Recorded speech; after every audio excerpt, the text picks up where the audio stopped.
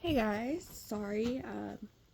Saturday was a bit of a fluke because I was supposed to finish, but I didn't because I had gotten a painting in the mail, and I painted for 10 straight hours, and so I did not finish Cassie's book. Okay. And then yesterday was a fluke because I was cleaning and then I was painting again for a friend. And then I cooked. And yesterday was again a fluke. But we're here to continue the book. Okay. Chapter 6. Operation Flower Disposal a success. The SD are now flower free. Let's meet after dinner to talk about next steps. Vega? Scarlet? No answer. Again. This was getting weird. Something must be wrong with the Stars Out's holo connections, Cassie decided. There were a lot of missed messages lately. Cassie's stomach rumbled. She had worked up quite an appetite playing Star Stick Ball, or whatever it was called. She tucked her stars up. It wasn't quite dinner time, but she didn't feel like being in her room any longer. Anyway, she decided to take a stroll in the Aussie fruit orchard before dinner time.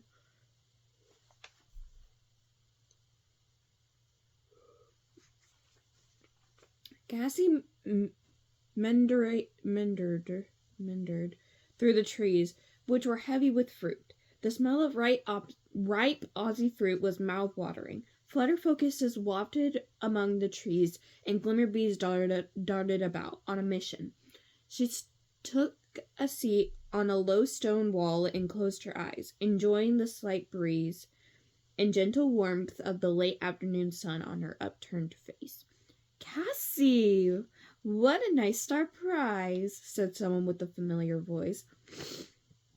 Cassie's eyes snapped open again. A shadowy figure stood in front of her, blocking the sun. She squinted, but it wasn't until she shielded her eyes that she could see who it was. She gave an involuntary gasp. Lady Stella, she said. What are you doing here? Lady Stella laughed. I'm just enjoying a pre-dinner stroll through the Aussie fruit orchard, same as you, she answered. She motioned her head toward the stone wall. Mind if I join you? She asked. Not at all, said Cassie. She sat up straight and smoothed her skirt. She hadn't been alone with the headmistress since the day of her Starling Academy interview, many star months earlier. Truth be told, she found the headmistress, as lovely and kind as she was, a little intimidating. Lady Stella smiled and sat down next to her. I love this time of day, she said. It's not as stunning as Lightfall, but it has its own stark beauty. Everything looks so sharp, focused, Damn. Everything looks so sharp and focused, Cassie nodded. She did know. She felt the same way. Give me a minute. Okay. And it's the perfect time to come to the orchards. Most people are getting ready for dinner, so you have them all to yourself. Holy shit, I have a bruise. Oh my god, give me a minute. This boy just said me gay boy. Anyway. Ugh, my god. Cassie nodded again. Yes, she managed to say in agreement. She felt tongue-tied around the headmistress. She yearned to say something intelligent and thoughtful, but couldn't think of anything at the moment.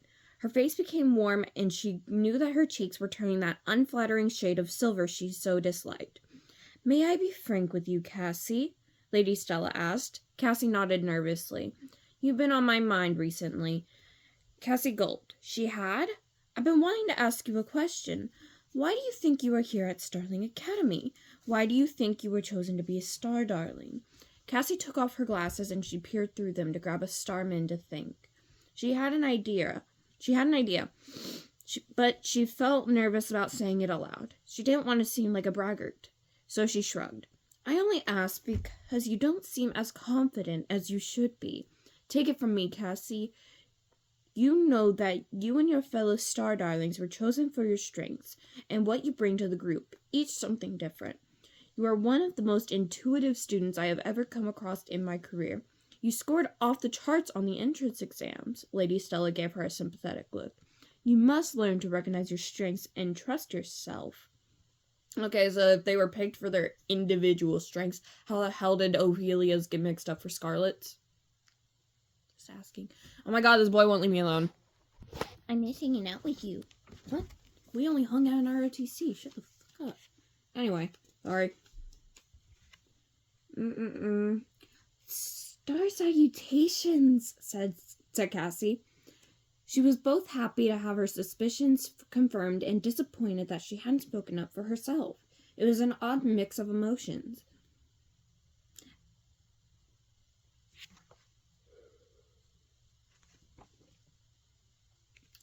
Lady Stella stood and returned to go. Then she turned back. I know you're dreading your mission, Cassie, she said. I'd be a fool not to see it. But I'm telling you that you have nothing to fear. You are going to be a natural.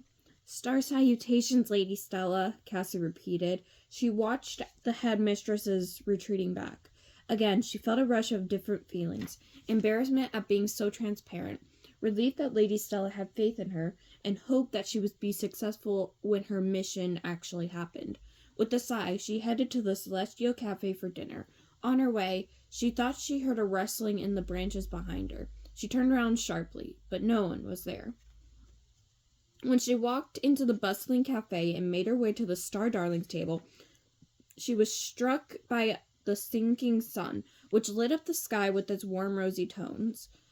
She knew that as soon as the beams hit the crystal mountains, the view would be more spectacular as prisms of rainbow light would begin to appear.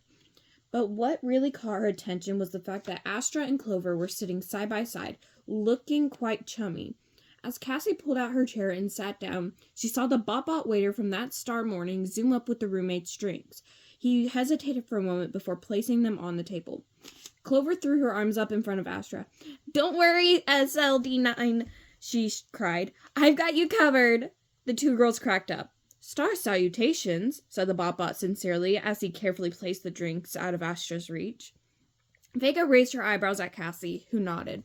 Vega gave her a triple wink, the Starlandian way of silently telling someone good job. Scarlet came in and sat down next to Cassie. All good? She asked quietly. Across the table, Clover laughed out loud. Oh, Astra! You're so funny! She said. Cassie grinned. All good, she said. Dinner for the first time in more than a double star week was extremely pleasant.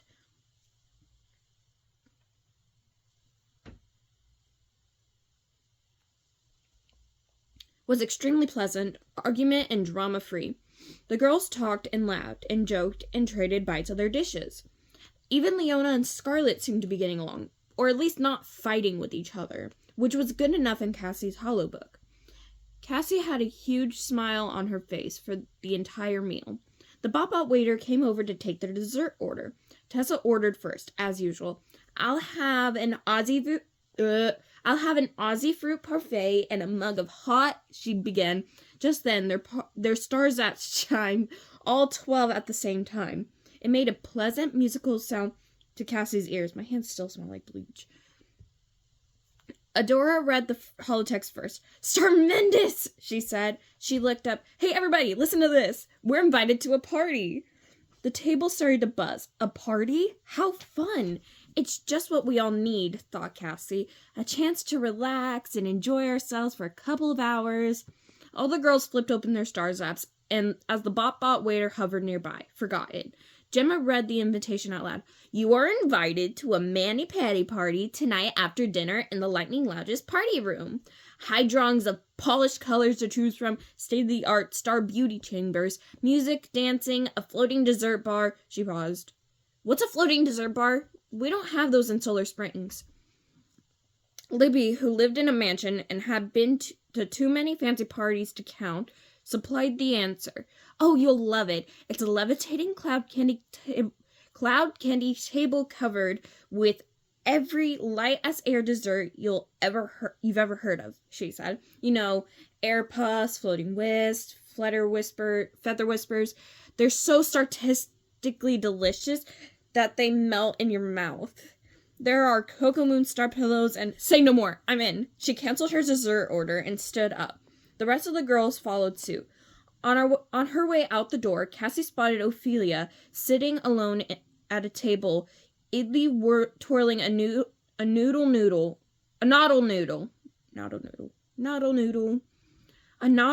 on her fork and stared into space. I hope it's not too crowded, said Vega worriedly as they approached the lightning lounge. But when they pushed open the doors to the party room, they discovered they were the first to arrive. Oh my stars, said Sage, taking in the shimmery, multicolored stars that were projected on the walls, floor, and ceiling. The multi-level dance floor, the colorful star beauty chambers, round and shiny, and the floating dessert bar, which was even better than it sounded, with edible fluffy pastel pink, blue, and yellow clouds of spun sugar suspended in the air. Nestled in the candy floss were sweet little confections in all colors of the rainbow. Tessa made a glitter beeline for the sweets and loaded up a sparkling crystal plate with some carefully selected treats. The rest of the girls did the same. After eating 3 Juju fruit gossamer wisps, which she was pleased to discover were as light and airy as they were delicious, Cassie's mind turned to Ophelia, who had been sitting all by herself in the cafeteria. She flipped open her Stars app and began typing. Cassie, Ophelia, we're all at the Lightning Lounge at a mani-pedi party. The desserts are out of this world. Come join us. Ophelia, that sounds startacular. I'll be right over. Cassie, we're downstairs in the party room. See you soon. I love Ophelia's little... Look at it. It's so cute. Cassie smiled as she shut her Stars app. Her good deed for the day was done. Now she was ready for some beauty time. I don't know why the rest of the students aren't here, said Adora as she reached up to grab a hunk of pale blue sponge sugar candy as fluffy as a cloud. But that just means more dessert for us. Cassie walked across the room and hesitated in front of a silvery chamber, unsure of what to do next. Libby appeared at her side. Let me help you, she said. My mom has one. She explained. Star Beauty Chambers can give you manicures, pedicures, haircuts, and styles, facials, body scrubs, face sparklings, you name it. She pressed a round button on the side of the chamber and it opened like a flower, revealing a hollow screen, a fluffy white seat, and 4 covered pods. That's where you put your hands and feet, she explained. Cassie took off her silvery slippers and lowered herself into the cozy-looking seat. She gasped at how luxuriously soft it was. Libby nodded. Amazing, right? The hollow screen slid into place at lap level. The shape of a hand appeared on the screen, and Cassie hovered her palm over it, looking to Cassie for confirmation. Libby nodded. Put your hand right on it, she said encouragingly. Cassie obliged, and the list of nail polish colors in her signature shade appeared on the right-hand side of the screen. When she touched the name of the polish with her free hand, an image of the color was projected on her nails so she could make a well-informed decision. Cassie considered them all. Silver Streak was pretty-ish. Icicle was a bit too frosty. Sassy Sparkles not quite as tasteful as she'd like. Time of Shadows White too austere. And Storm Queen was a little too gray. She thought she liked Pink Snowflake, but was just lukewarm about it. Finally, Magic and Moonbeams came up. She gasped with delight.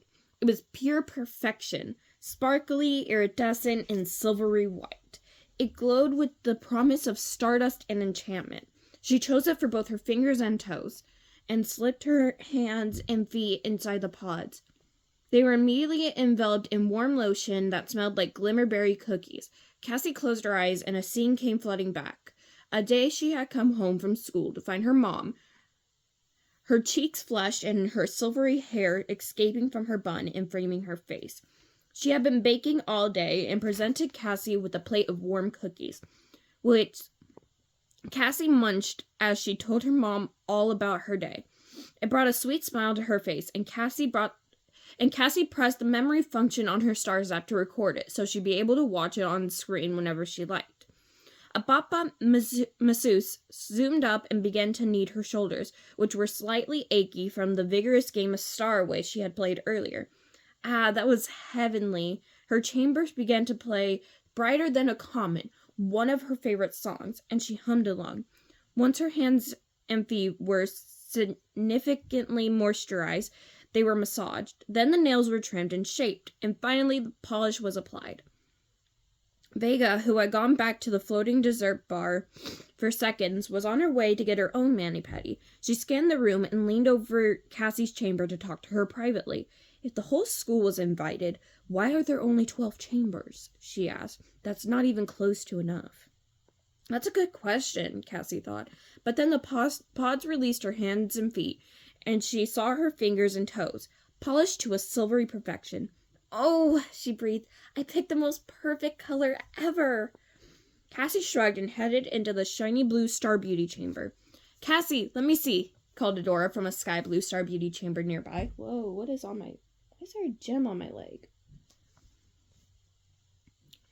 Cassie stood and walked to her. She considered putting her shoes back on, but didn't want to cover up her sparkling toes. Adora leaned over and took a look. Oh my god. Adora leaned over to take a look. Pretty, she said. A bop-bop masseuse was giving her a neck massage as she picked her polish color. I can't decide between Cerulean Circus for my fingers, she said, clicking on it, or Starbeam Dream. She looked up to Cassie for help. Oh, said Cassie. They looked exactly the same to her. Definitely Starbeam Dream, she finally said. You're right, said Adora. It's much prettier. She didn't seem to need any help choosing Indigo Spell for her toes. Ugh, I hate the word. When everyone's nails were done, the girls reclined on overstuffed couches and admired each other's fingers and toes as they slipped tall sparkling drinks brought to them by hovering bot waiters. Then the lights dimmed. The starlight show began to flash faster and the music got louder. Cassie was pleased to note that Leona was the first to jump up and began to dance. Barefoot, of course. Her fingers and toes sparkled in the dim light. She had chose a polish that made her nails look as if they had been dipped in liquid gold, which Cassie took as another sign that she was improving.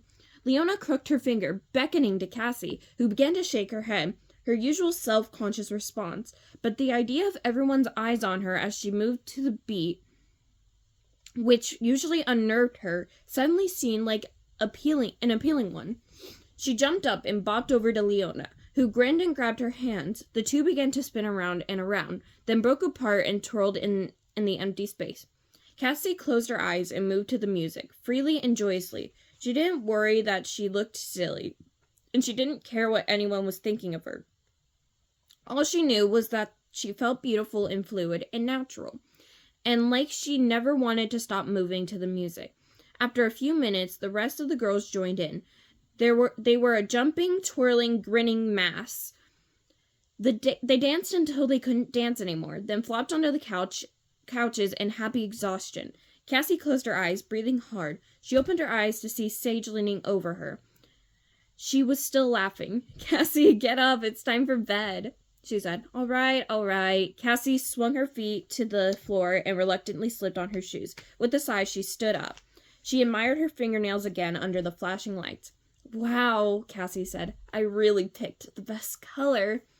Adora grabbed her arm. I thought you liked Starbeam Dream, she said almost inaudibly. The music's too loud, said Cassie. What did you say? I said I thought you liked Starbeam Dream. Cassie shrugged. Glad you like it too, she said. She looked at Vega. Are you coming with us? She asked. You should go. You shouldn't wait, Vega said, pointing to Piper, who was sipping a sea green beverage through a straw. I will wait for my roommate. Cassie was sleepy. Okay, I'll see you all in the morning, finished Piper. Clover stood and threw her arms around Cassie. See you at breakfast, Clover, Cassie said. Wait for me, said Leona, but she never got up, so Cassie and Sage shrugged and headed back to their room. They chatted and giggled all the way back to the dorm. Cassie tumbled into bed, fully intent to get up in a Stars act to use Starsec to use her toothlight and sparkle her face, but she found she was so tired she couldn't move. She couldn't even muster the energy to ask Sage to please quiet down. The girl was giggling. Weird, she thought. Ophelia never showed up to the party. Something better must have come up. Maybe she's not as lonely as Leona thinks she is. Sage rolled over, trying and failing to muffle a laugh. I'm so much better at falling asleep than Sage, Cassie thought, and she was right. She drifted off to sleep. Chapter 7. I just bent the page! But chapter 7. We only have a few more chapters left. See you guys next time.